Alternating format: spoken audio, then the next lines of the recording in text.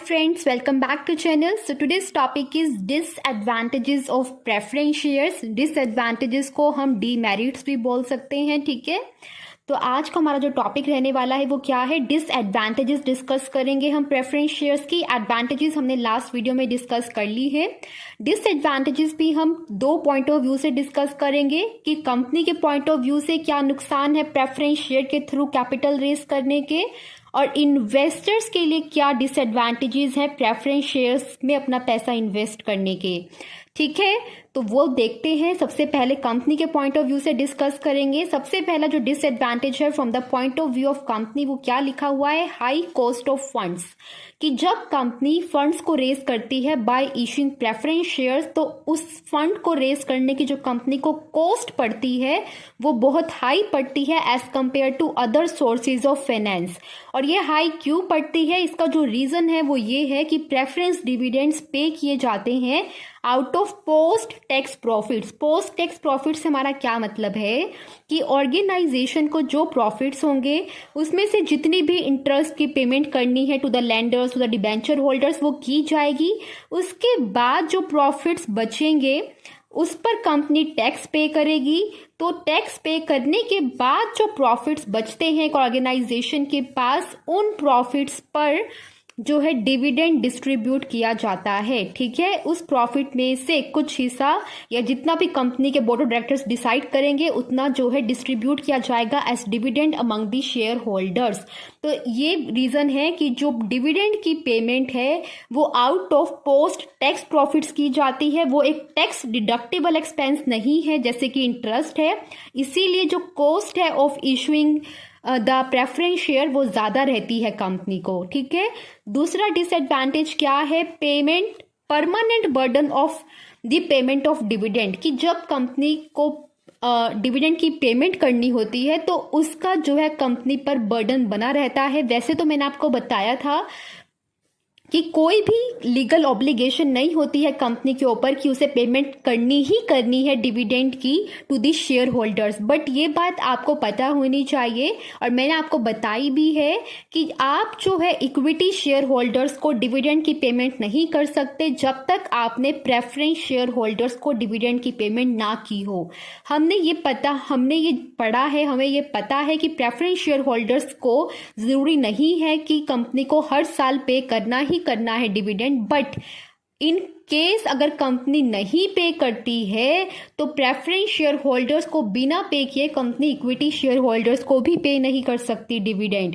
इसीलिए कंपनी के ऊपर डायरेक्टली या इनडायरेक्टली कह लीजिए बर्डन बना ही रहता है कि उन्हें डिविडेंड की पेमेंट करनी है। क्योंकि अगर कंपनी 2 साल से ज्यादा के लिए या 2 साल से डिविडेंड की पेमेंट नहीं की है टू प्रेफरेंस शेयर होल्डर्स, तो प्रेफरेंस शेयर होल्डर्स के पास वोटिंग राइट आ जाएंगे, जिसके कारण वो कंपनी में इंटरफेयर कर सकते हैं कंपनी की मैनेजमेंट में, ठीक है। तो वो कंपनी नहीं चाहेगी। और दूसरा, अगर कंपनी ने प्रेफरेंस शेयर होल्डर्स को डिविडेंड की पेमेंट नहीं की है तो वो इक्विटी शेयर होल्डर्स को नहीं कर सकती डिविडेंड की पेमेंट। और अगर इक्विटी शेयर होल्डर्स को डिविडेंड की पेमेंट नहीं हुई है लंबे टाइम से, तो उसका जो डायरेक्ट इंपैक्ट पड़ेगा कंपनी के जो शेयर्स हैं उसकी मार्केट वैल्यू रिड्यूस हो जाएगी और कंपनी की गुडविल पर नेगेटिव इंपैक्ट पड़ेगा।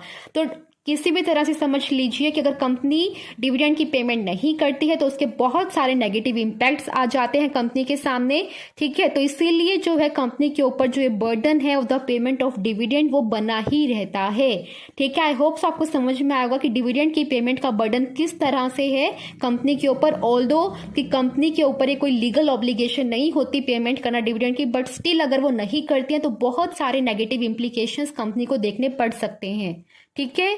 तो ये सेकेंड डिसएडवांटेज था। नेक्स्ट डिसएडवांटेज क्या है, fear of loss of control. वही जैसा कि मैंने आपको, आप लिंक कर सकते हो प्रीवियस डिसएडवांटेज से इसे। मैंने आपको बताया कि अगर कंपनी डिविडेंड की पेमेंट नहीं करती है, सपोज कीजिए कंपनी की फाइनेंशियल पोजीशन ज़्यादा अच्छी नहीं चल रही है और कंपनी डिविडेंड की पेमेंट नहीं कर पाई है to the preference share holders, तो उसका डायरेक्ट इंपैक्ट ये पड़ेगा कि प्रेफरेंस शेयर होल्डर्स को जो है वोटिंग राइट्स मिल जाएंगे और वोटिंग राइट्स मिलते ही they can participate in the management of company. Preference share holders के पास भी इक्विटी शेयर होल्डर्स की तरह वोटिंग राइट्स आ जाएंगे जो कंपनी कभी नहीं चाहेगी। इसीलिए कंपनी के ऊपर जो है fear of loss of control भी बना रहता है by issuing the preference shares. I hope so आपको ये तीनों disadvantages from the point of view of company आपको समझ में आए होंगे। In case of any doubt in this 3 disadvantages of preference shares to the company, आप मुझे पूछ सकते हो मुझसे इन द कमेंट सेक्शन, ठीक है। अब हम पढ़ेंगे from the point of view of investors कि इन्वेस्टर्स के पॉइंट ऑफ व्यू से क्या डिसएडवांटेजेस जो है रहते हैं ऑफ द प्रेफरेंस शेयर्स। सबसे पहला डिसएडवांटेज जो इन्वेस्टर्स को होता है वो क्या लिखा हुआ है, नो राइट टू वोट। मैंने आपको बताया ही है, पहले भी वीडियो में बताया है और अब फिर से बता देती हूँ कि प्रेफरेंस शेयर होल्डर्स को वोटिंग राइट्स नहीं मिलते हैं। कुछ स्पेशल सर्कमस्टांसेस ही होती है जहां पर उन्हें वोटिंग राइट्स दिए जाते हैं, और वो स्पेशल सर्कमस्टांस क्या है कि अगर कंपनी ने प्रेफरेंस डिविडेंड की पेमेंट नहीं की है for a period of 2 year और मोर देन 2 ईयर, तभी उनके पास जो है वोटिंग राइट्स आते हैं। तो यूजुअली जो नॉर्मल सिचुएशंस में अगर हम देखें तो they have no right to vote, and this is one of the biggest disadvantage of subscribing to preference shares, ठीक है। नेक्स्ट हमारे पास जो डिसएडवांटेज रहती है from the point of view of investors वो क्या है, no certainty of payment of dividend because the preference share holders can't force the company to pay dividend in a particular year. Similarly like the equity share holders, जैसे कि equity share holders company को force नहीं कर सकते dividend की payment करने के लिए, उसी तरह जो प्रेफरेंस शेयर होल्डर्स हैं उनके पास भी ऐसा कोई राइट नहीं है कि वो कंपनी को लीगली फोर्स कर सके टू पे द डिविडेंड टू देम। अगर कंपनी के बोर्ड ऑफ डायरेक्टर्स का ये डिसीजन होगा कि उन्हें डिविडेंड पे करना है टू द शेयर होल्डर्स तो पे किया जाएगा, और अगर बोर्ड ऑफ डायरेक्टर्स को ये लग रहा है कि हमारे पास इतने प्रॉफिट्स नहीं है, company does not have enough profits to distribute dividend, तो डिविडेंड की पेमेंट नहीं की जाएगी, ठीक है। तो पेमेंट ऑफ डिविडेंड होगी कि नहीं होगी to the preference share holders उसकी कोई सर्टेनिटी नहीं होती, and this is also one of the disadvantage of preference shares from the point of view of investors. Next disadvantage क्या है, no certainty of redemption. Preference shares के बारे में मैंने आपको इन द वीडियो जो थी हमारी टाइप्स ऑफ प्रेफरेंस शेयर्स उसमें बताया था कि 2 तरह के होते हैं, एक होते हैं रिडीमेबल और दूसरे होते हैं हमारे पास इररिडीमेबल, ठीक है। इररिडीमेबल प्रेफरेंस शेयर्स तो वो हो गए जिनकी रिडम्पशन के लिए कोई मैच्योरिटी डेट नहीं है और at the time of the liquidation of company he in capital की जो है रीपेमेंट की जाएगी। But in case of redeemable हम ये बोलते थे कि एक सर्टेनिटी होती है रिडम्पशन करने की, क्योंकि एक मैच्योरिटी डेट है जिस पर कंपनी को रीपेमेंट करनी पड़ेगी।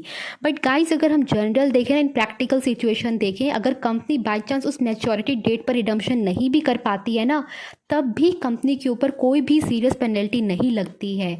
और यही वजह है कि कोई भी सर्टेनिटी नहीं है रिडम्पशन की even in case of redeemable preference shares, क्योंकि मैच्योरिटी डेट तो होती है जो कॉन्ट्रैक्ट में लिखी होती है, बट उस पर पेमेंट ना करने पर भी कंपनी के ऊपर कोई लीगल कोई सीरियस पेनल्टी नहीं पड़ती है, जिसकी वजह से कंपनी ढील छोड़ देती है प्रेफरेंस शेयर्स की रिडम्पशन करने में। और इसीलिए बोला जाता है कि कंपनी के पॉइंट ऑफ व्यू से रीपेमेंट करना ऑफ द प्रेफरेंस शेयर वो इतना कोई सीरियस मतलब टास्क नहीं है, और ये डिसएडवांटेज है of subscribing to preference shares for the investors, ठीक है। तो ये थी हमारी third advantage, that there is no certainty of redemption even in case of redeemable preference shares, क्योंकि कंपनी के ऊपर कोई सीरियस पेनल्टी नहीं पड़ेगी इवन इन केस कि वो मैच्योरिटी डेट पर रीपेमेंट नहीं करती है, ठीक है। तो ये थे हमारे पास जो है 3 disadvantages from the point of view of investors. हमने कंपनी के पॉइंट ऑफ व्यू से भी पढ़ लिया है। आई होप सो आपको डिसएडवांटेजेस टोटल 6 पढ़े हमने, 3 from the point of view of company and 3 from the point of view of investors. I hope so आपको ये समझ में आए होंगे, क्लियर हुआ होगा। अगर अच्छा लगा है तो प्लीज़ वीडियो को लाइक करना, चैनल पर नए आए हो तो सब्सक्राइब करना। Thank you very much for watching the video. Bye bye.